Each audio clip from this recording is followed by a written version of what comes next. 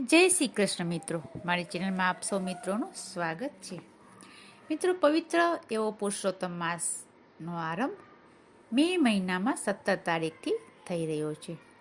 આ પવિત્ર પુરુષોત્તમ માસમાં મારી ચેનલમાં પુરુષોત્તમ ભગવાનની આરતી, ભજન, કથા, વાર્તા, મહાત્મ્ય વગેરે સાંભળવા આપને મળતા રહેશે.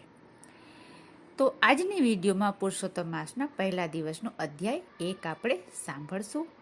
અને મિત્રો, જો આપે હજી સુધી ચેનલને સબસ્ક્રાઈબ ન કરી હોય તો કૃપયા કરી લેશો અને આ વિડીયો સેવ કરી રાખશો અને પરિવાર અને ગ્રુપમાં શેર કરશો.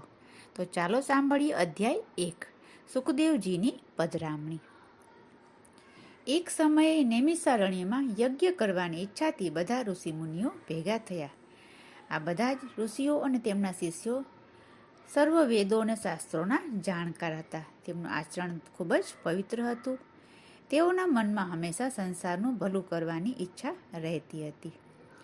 આ સ્થાનમાં એક ક્ષણ પણ પ્રભુના નામના ભજન કીર્તન વિના પસાર થતી ન હતી.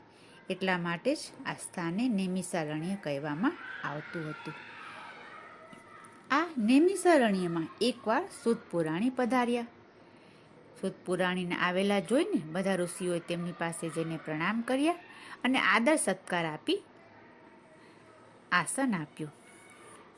ત્યાર પછી ઋષિઓએ તેમને પ્રશ્ન કર્યો કે, હે સૂતદેવજી, આપની કથા સાંભળવાથી અમને સંતોષ થાય છે.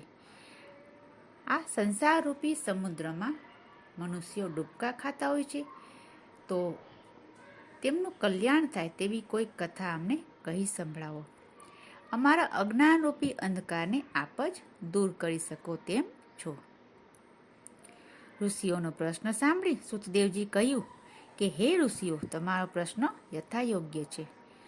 સૌ પ્રથમ તો હું પુષ્કર નામે તીર્થસ્થાનમાં ગયો હતો.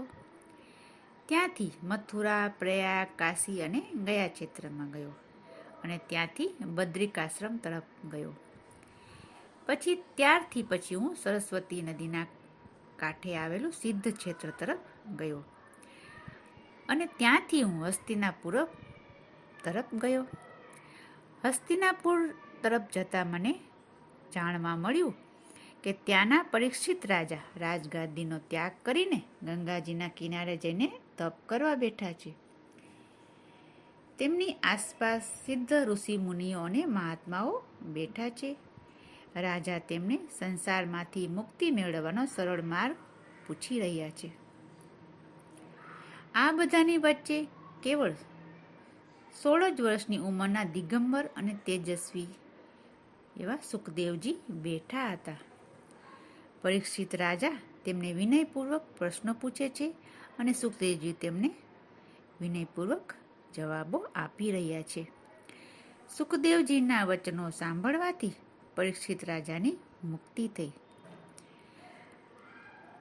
આ બધું ત્યાંથી જોઈને દર્શન કરીને ત્યાંથી હું અહીં નૈમિષારણ્યમાં આપ સૌ ઋષિમુનિઓના દર્શન માટે આવ્યો છું.